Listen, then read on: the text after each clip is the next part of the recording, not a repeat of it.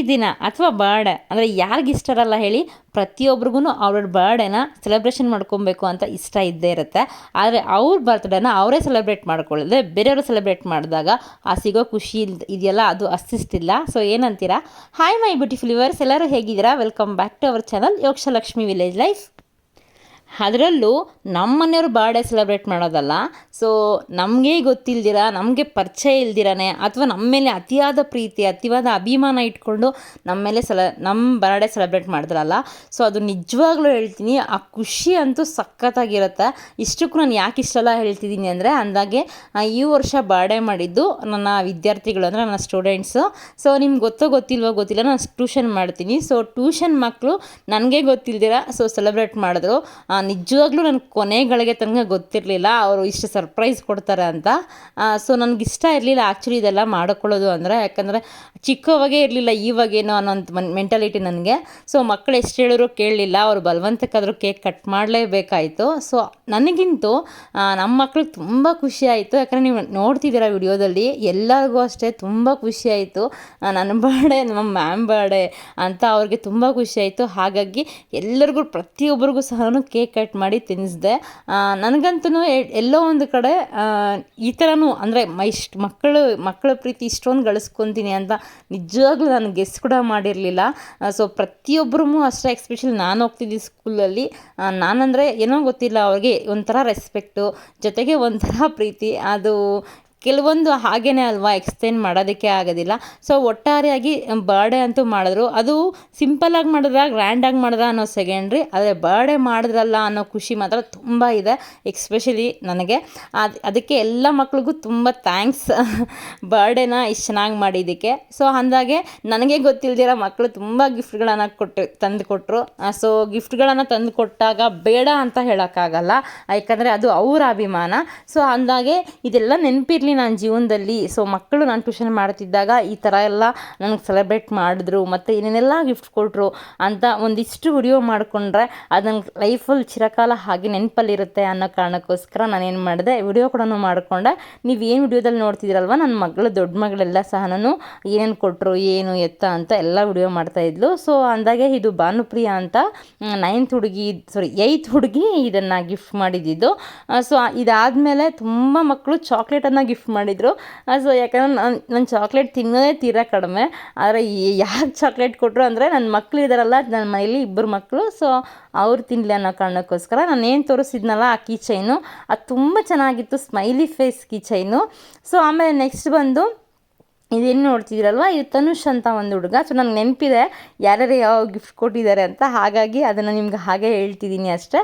So Tanush ಅಂತ, so one of the favourite student ಅನ್ಬೋದು, ತಲೆ ಹರಟೆ ಮಾಡೋದ್ರಲ್ಲಿ, ಓದೋದ್ರಲ್ಲ ತಲೆ ಹರಟೆ ಮಾಡೋದ್ರಲ್ಲಿ ಫೇವ್ರೆಟ್ ಸ್ಟೂಡೆಂಟ್. ಸೊ ಅವನು ಅಷ್ಟೇ ನಾನಂದರೆ ಒಂಥರ ವಿಪರೀತ ಅಭಿಮಾನ ಅಂತಲೇ ಹೇಳ್ಬೋದು.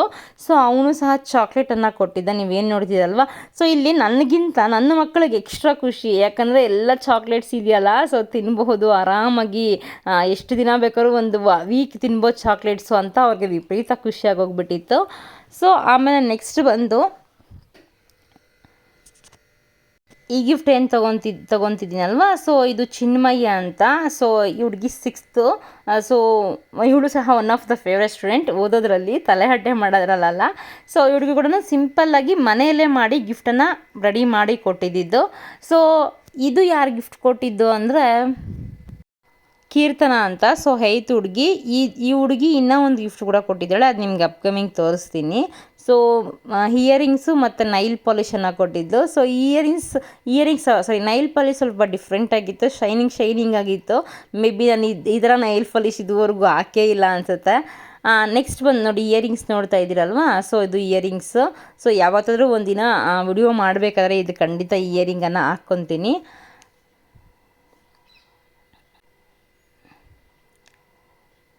ನೆಕ್ಸ್ಟ್ ಇದೇನು ಬ್ಯಾಂಗಲ್ಸ್ ತೋರಿಸಿದ್ದೀರಲ್ವ, ಈ ಬ್ಯಾಂಗಲ್ಸ್ ಬಂದು ಪ್ರಿಯಾ ಅಂತ. So 5th standard. ಸೊ ಅವಳಿಗೆ ಕೂಡ ತುಂಬ ಚೆನ್ನಾಗಿ ಓದ್ತಾಳೆ. ಆದರೆ ಬ್ಯಾಂಗಲ್ಸ್ ನಂಗೆ ಸ್ವಲ್ಪ ಲೂಸ್ ಆಯಿತು, ಆದರೂ ಪರವಾಗಿಲ್ಲ, ಪ್ರೀತಿಯಿಂದ ಕೊಟ್ಟಿರೋದಲ್ವ ಅಂದ್ಬಿಟ್ಟು ಸೊ ಹಾಗೆ ಇಟ್ಕೊಂಡಿದ್ದೀನಿ. ಈಗೇನು ವಿಡಿಯೋದಲ್ಲಿ ನೋಡ್ತಿದ್ದೀರಲ್ವ, ಸೊ ಈ ಗಿಫ್ಟ್ ಬಂದು ಆ್ಯಕ್ಚುಲಿ ಆ ಹುಡುಗಿ ಹೆಸರೇ ನನಗೆ ಗೊತ್ತಿಲ್ಲ.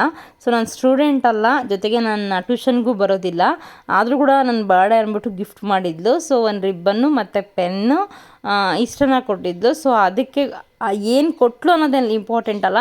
ಸೊ ಬರ್ಡೇಗೆ ಬಂದು ವಿಶ್ ಮಾಡಿ ಓದಲ್ವಾ ಅನ್ನೋದೇ ನಂಗೆ ದೊಡ್ಡ ಖುಷಿಯಾದ ವಿಚಾರ. ಸೊ ನಿಜ ಹೇಳ್ತೀನಿ, ಆ ಹುಡುಗಿ ಹೆಸರು ನನಗೆ ಗೊತ್ತಿಲ್ಲ, ಯಾಕಂದರೆ ನಮ್ಮ ಸ್ಕೂಲು ಅಲ್ವಲ್ಲ. ಸೊ ಹಾಗಾಗಿ ಇದೇನು ನೋಡ್ತಿದ್ದೀರಾ, ಇದು ಯಾರು ಕೊಟ್ಟಿದ್ದು ಅಂತ ನಂಗೆ ನಿಜವಾಗ್ಲೂ ನೆನಪಿಲ್ಲ. ಯಾಕಂದರೆ ಸಡನ್ನಾಗಿ ಬಂದು ಕೊಟ್ಬಿಟ್ಟಿದ್ರು. ಆದರೆ ಕೆಲವೊಂದು ಯಾರ್ಯಾರು ಕೊಟ್ಟಿದ್ದಾರೆ ಅಂತ ನೆನಪಿದೆ.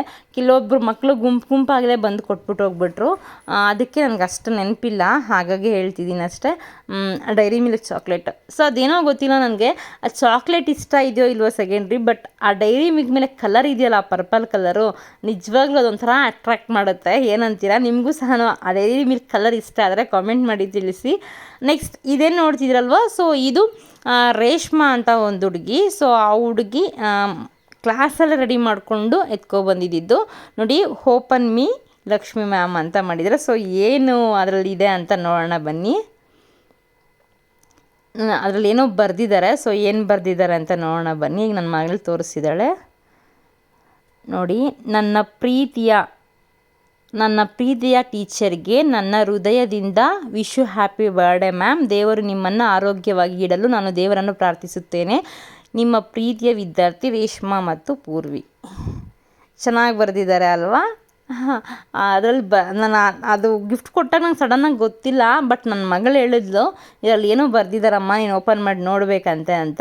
ಸೊ ಆವಾಗ ನಾನು ನೋಡಿದ್ದು. ಸೊ ಬರೆದು ನೀಟಾಗಿ ಕೊಟ್ಟಿದ್ರು. ಸೊ ಎಲ್ಲವನ್ನು ಅದು ಒಂಥರ ನಮ್ಮ ಬಗ್ಗೆ ಏನಾದರೂ ಪಾಸಿಟಿವಾಗಿ ಬರೀತಾರಲ್ವ, ಆ ಪಾಸಿಟಿವಾಗಿ ಬರೆದಾಗ ರಿಯಲಿ ಒಂಥರ ನಮಗೆ ಮನಸ್ಸಲ್ಲಿ ಏನೋ ಒಂಥರ ಖುಷಿ ಸಿಗುತ್ತೆ. ಏನಂತೀರಾ? ಈಗ ನಾನು ಏನು ತೋರಿಸಿದ್ದೀನಲ್ವ, ಇದು ತೇಜಸ್ ಅಂತ. ಸೊ ಇವಾಗ 7th ಅವನು. ಸೊ ಅವನಿದು ನನಗೆ ಮನೆಯಲ್ಲಿ ಕ್ಲಾಸ್ ರೆಡಿ ಮಾಡಿಕೊಂಡು ಬಂದು ಕೊಟ್ಟಿದ್ದು. ಸೊ ಅಟ್ ಲಾಸ್ಟ್ ಇದು ನಾನು ಆಗಲೇ ಕೀರ್ತನ ಅಂತ ನಿಮ್ಗೆ ಹೇಳಿದ್ನಲ್ಲ. ಸೊ ಆ ಹುಡುಗಿ ಪರ್ಪಲ್ ಕಾಂಬಿನೇಷನಲ್ಲಿ ಈ ಥರ ಮಾಡ್ಕೊಬಂದಿದ್ದು. ಆ್ಯಕ್ಚುಲಿ ಅವಳಿಗೆ ಗೊತ್ತಿಲ್ವಂತ ನನಗೆ ಪರ್ಪಲ್ ಫೇವ್ರೇಟ್ ಅಂತ. ಸೊ ಆದರೆ ಮಾಡ್ಕೊಬಂದಿದ್ದಾಳೆ. ಕೊನೆಯಲ್ಲಿ ಅದನ್ನು ವಿಡಿಯೋದಲ್ಲಿ ತೋರಿಸ್ತೀನಿ ನಿಮಗೆ ಏನೇನು ಅಂತ. ಸೊ ಇದೇನಿದೆಯಲ್ಲ, ಇದು ಬಂದು one of the favourite student Vinay ಅಂತ. ಸೊ ತುಂಬ ಚೆನ್ನಾಗಿ ಓದ್ತಾನೆ, ಜೊತೆಗೆ ತುಂಬ ಒಳ್ಳೆ ಹುಡುಗ ಕೂಡ. ನಮ್ಮ ಟ್ಯೂಷನ್ಗೆ ಒಂದು ಹುಡುಗ ಬರ್ತಾನೆ, ಚರಣ್ ಅಂತ. ಸೊ ಚರಣ್ ಮತ್ತು ವಿನಯ್ ಇಬ್ಬರು ಸೇರಿ ಇದು ಗಿಫ್ಟ್ ಮಾಡಿರೋದು. ಸೊ ನಾನು ಫಸ್ಟ್ ಏನು ಅಂದ್ಕೊಂಡೆ, ಬಟ್ ಸರ್ಪ್ರೈಸ್ ಅದೇ. ಬಾಕ್ಸ್ ತುಂಬ ಬರೀ chocolates, variety of chocolates. So ಎಲ್ಲ ರೀತಿಯ ಚಾಕ್ಲೇಟ್ಸ್ಗಳನ್ನು ತಗೊಂಡು ಇಲ್ಲಿ ಬಂದು ಗಿಫ್ಟನ್ನು ಮಾಡಿದ್ದಾರೆ. ಸೊ ಡಿಫ್ರೆಂಟ್ ಅಲ್ವಾ? ಸೊ ಗೆಸ್ ಕೂಡ ಮಾಡೋಕ್ಕಾಗಲ್ಲ ಏನು ಅಂತ. ಸೊ ನಾನು ಮೊದಲೇ ಹೇಳ್ದಂಗೆ ನನಗಿಂತ ನನ್ನ ಮಗಳಿಗೆ ವಿಪರೀತ ಖುಷಿ ಇರುತ್ತೆ. ಚಾಕ್ಲೇಟ್ಸ್ ಅಂದರೆ ಯಾರಿಗೆ ಖುಷಿ ಇರಲ್ಲ ಹೇಳಿ, ಚಿಕ್ಕ ಮಕ್ಕಳಿಗೆ. ಸೊ ನನ್ನ ಮಕ್ಳಿಗಂತೂ ವಿಪರೀತ ಖುಷಿ ಆಗ್ತಿತ್ತು, ಚಾಕ್ಲೇಟ್ಸ್ ಆರಾಮಾಗಿ ತಿನ್ಬೋದು ಅಂತ. ಸೊ ಏನಂತೀರಾ? ಸೊ ಎಲ್ಲ ಮಕ್ಳಿಗೂ ಚಾಕ್ಲೇಟ್ಸ್ ಅಂದರೆ ಇಷ್ಟ ಅಲ್ವಾ? ಸೊ ಕಮೆಂಟ್ ಮಾಡಿ ತಿಳಿ. ಹಾಗೆ ಪರ್ಪಲ್ ಕಾಂಬಿನೇಷನಲ್ಲಿ ಕೀರ್ತನ ಅನ್ನೋ ಹುಡುಗಿ ಸೊ ಮನೆಯಲ್ಲಿ ಕುತ್ಕೊಂಡು ನನಗೋಸ್ಕರ ಟೈಮ್ ಸ್ಪೆಂಡ್ ಮಾಡಿ ಸೊ ಓನ್ ಕ್ರಿಯೇಟಿವಿಟಿಯಿಂದ ಗಿಫ್ಟ್ ಮಾಡ್ಕೊಂಡು ಬಂದಿದ್ಲು. ಸೊ ಈ ಪಾಟ್ ಏನು ನೋಡ್ತೀರಲ್ಲ, ಲಿಟಲ್ ಬಿಟ್ ವಾಸ್ ಕಾಂಬಿನೇಷನ್ನು, ಜೊತೆಗೆ ಪೆನ್ನು ಮತ್ತು ಬಟರ್ಫ್ಲೈ ಮತ್ತು ಚಾಕ್ಲೇಟು ಎಲ್ಲ ಕೂಡ ಸೂಪರಾಗಿದೆ ಅಲ್ವಾ? ಇದಿಷ್ಟೇ ವಿಡಿಯೋ ಹೇಗಿತ್ತು ಅಂತ ತಪ್ಪದೆ ಕಮೆಂಟ್ ಮಾಡಿ ತಿಳಿಸಿ. ಸೊ ಏನೇ ಆದರೂ ನಾವು ಮಕ್ಕಳ ಪ್ರೀತಿಯನ್ನು ಪಡ್ಕೊಳ್ಳೋದಿದೆಯಲ್ಲ, ಅದು ನಿಜಕ್ಕೂ ಪುಣ್ಯ ಮಾಡಿರಬೇಕು. ಸೊ ಯಾಕಂದರೆ ಮಕ್ಕಳ ಮನಸ್ಸು ತುಂಬ ನಿಷ್ಕಲ್ಮಶವಾಗಿರುತ್ತೆ. ಸೊ ಅಂಥದ್ರಲ್ಲಿ ನಾವು ಇಷ್ಟ ಆಗ್ತೀವಿ ಅವ್ರಿಗೆ ಅಂದರೆ ನಿಜವಾಗ್ಲೂ ಅದನ್ನು ಎಕ್ಸ್ಪ್ಲೇನ್ ಮಾಡೋದಕ್ಕೆ ಆಗೋದಿಲ್ಲ. ಕೊನೆಯದಾಗಿ ಸೊ ಯಾರೆಲ್ಲ ನನ್ನ ಬರ್ಡೇನ ಸೆಲೆಬ್ರೇಟ್ ಮಾಡಿದ್ರು, so thank you so much ಅಂತ ಹೇಳ್ತಾ ವಿಡಿಯೋವನ್ನು ಮುಗಿಸ್ತಿದ್ದೀನಿ. ಸೊ ಮುಂದಿನ ವಿಡಿಯೋದಲ್ಲಿ ಒಂದೊಳ್ಳೆ ಕನ್ಸ್ಟ್ರಕ್ಷನ್ ವಿಡಿಯೋ ಜೊತೆಗೆ ನಿಮ್ಮ ಮುಂದೆ ಬರ್ತೀನಿ. ಅಲ್ಲಿವರೆಗೂ ಎಲ್ಲರೂ ಖುಷಿಯಾಗಿರಿ ಮತ್ತು ನೆಮ್ಮದಿಯಾಗಿರಿ, ಆರಾಮಾಗಿರಿ ಅಂತ ಹೇಳ್ತಾ ವಿಡಿಯೋನ ಮುಗಿಸ್ತಿದ್ದೀನಿ. ಎಲ್ಲರಿಗೂ ಒಳ್ಳೆಯದಾಗಲಿ. ಬಾಯ್, ಟೇಕ್ ಕೇರ್.